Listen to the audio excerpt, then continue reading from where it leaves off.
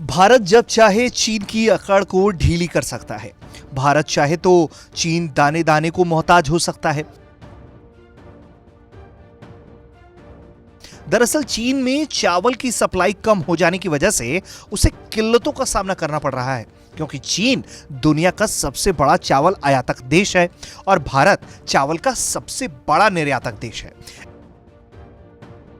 ऐसे में अब मजबूर चीन भारत से चावल खरीद रहा है, और वो भी ऐसे वक्त में जब सीमा पर दोनों देशों के बीच विवाद काफी गहरा बना हुआ है।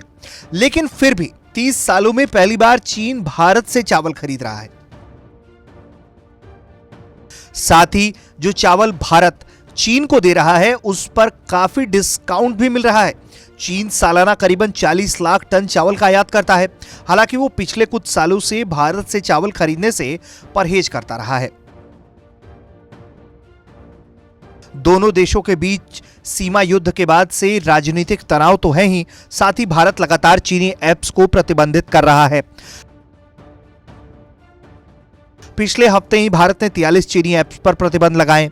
अब तक 200 से ज्यादा ऐप्स पर प्रतिबंध लगाया जा चुका है। खैर, अब जब चीन ने भारत से चावल खरीदना शुरू कर दिया है, भारतीय फसल की क्वालिटी देखने के बाद अगले साल चीन और चावल का आयात भारत से कर सकता है।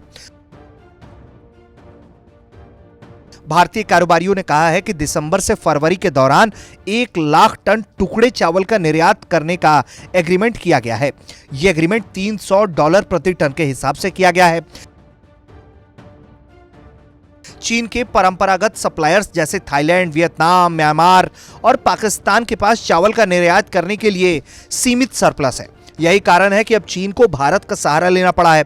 उपरोक्त 4 देश $30 प्रति टन की दर से चावल का निर्यात कर रहे हैं। भारत की तुलना में यह करीबन 10 गुना सस्ता है। हालांकि भारत की क्वालिटी की तुलना में उन चारों देशों के चावल की क्वालिटी बहुत ही खराब रहती है। यही कारण है कि चीन भारत को 10 गुना कीमत देने को तैयार है।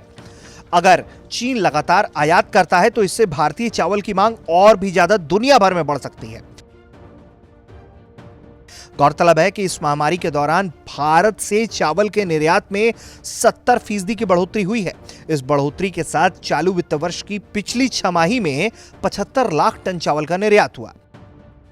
निर्यातकों का यह भी कहना है कि यह आंकड़ा और भी अधिक होता अगर माल की आवाजाही लॉकडाउन के कारण बाधित नहीं होती। ब्यूरो रिपोर्ट, भारत तक।